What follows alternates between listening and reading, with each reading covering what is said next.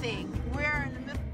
Ang driver sa video ito, nahirapang magmaneho sa Pinal County sa Arizona, USA.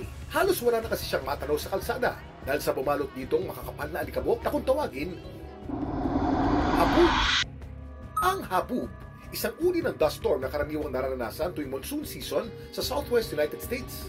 Kadalasan nabubuo ito sa mga disyerto o tuyong lugar.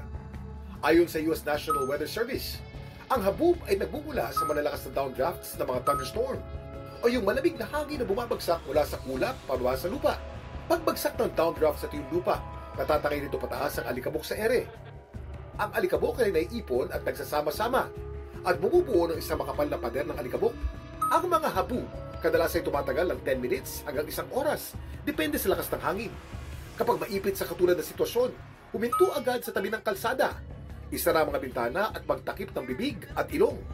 Mainam din gumamit ng mask o basang panyo. Laging tandaan, importante ang may alam.